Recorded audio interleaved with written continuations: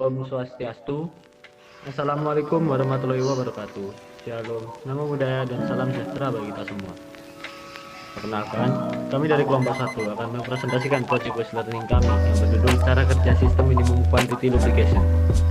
Adapun kami dari kelompok 1 dengan saya sendiri Michael Zanefurio dengan NIM 043. Saya Hafiz Yazmi Prasetya dengan akhiran NIM 042. Saya Philip Satu dengan akhiran 049. Saya Kemal Kasarawan dengan akhiran 054. Saya Bima Adityo dengan akhiran NIM 056. Dan saya Namaria Sugian dengan akhiran NIM 058. Dengan dosen pembimbing kami yaitu Profesor Dr. Cokorda Gede Tirtanindya STMT dan kakak pembimbing kami yaitu Madia Samanika Putra. Pengertian MQL atau yang biasa disebut dengan minimum quantity lubrication dapat didefinisikan sebagai media supply pelumasan dalam bentuk aerosol. MQL sendiri adalah teknologi terbaru dalam permesinan yang berguna untuk mendapatkan keunggulan dalam keselamatan lingkungan dan ekonomi dengan mengurangi penggunaan coolant lubrikan dalam permesinan. MQL adalah teknik lubrikasi untuk mengurangi gesekan antara pahat dan benda kerja sehingga akan mengurangi laju kenaikan temperatur pahat.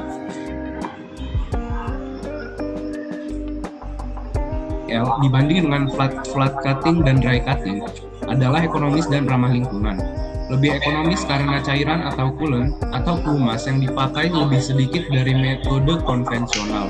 Keunggulan kedua pada teknik MQL yaitu mengurangi rusaknya sisi potong akibat kehausan abrasif dan menghasilkan nilai RA yang terbaik. Keunggulan ketiga pada teknik MQL adalah umur pahat yang lebih baik dibanding metode wet maupun dry. Upaya untuk mengurangi lipid pada MQL yaitu dengan penambahan sistem kendali. Ada pula alat dan komponen minimum quantity lubrication. Yang pertama adalah menyiapkan spesimen yaitu aluminium yang akan dibentuk. Kedua, mesin flash atau mesin bubut. Ketiga, cairan pendingin untuk pengujian yaitu cairan virgin coconut oil. Yang keempat, pahat HSS. Kelima, jangka sorong. Keenam, alat bantu minimum quantity lubrication. Serta yang terakhir adalah jangka sorong.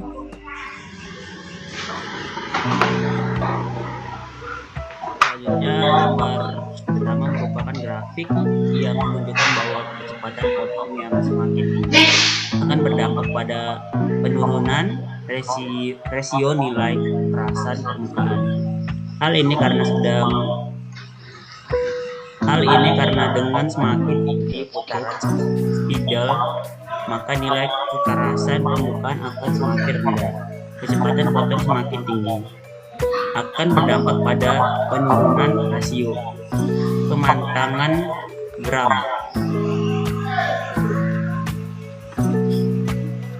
Karena kecepatan potong yang tinggi justru akan menurunkan gaya pemotongan.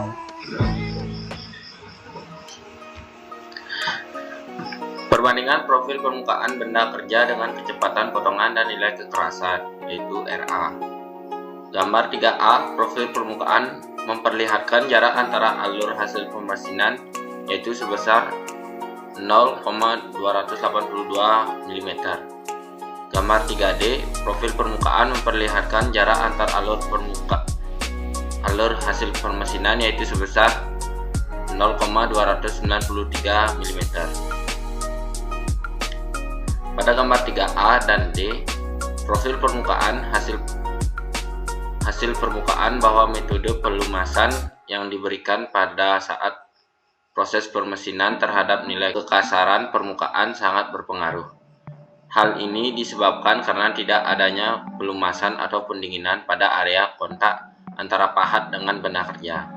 Dengan adanya pendinginan MQL juga dapat membuang gram yang terbentuk sehingga tidak merusak permukaan benda hasil proses pengefraisan.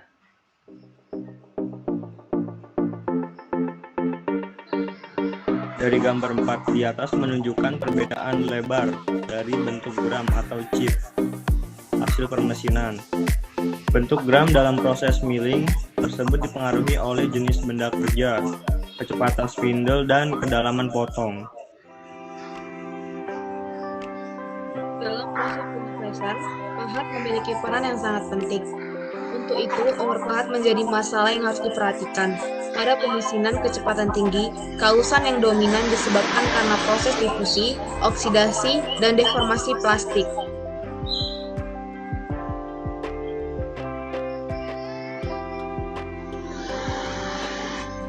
Sekian yang kelompok kami dapat sampaikan. Mohon maaf apabila ada kesalahan dari kata maupun perbuatan.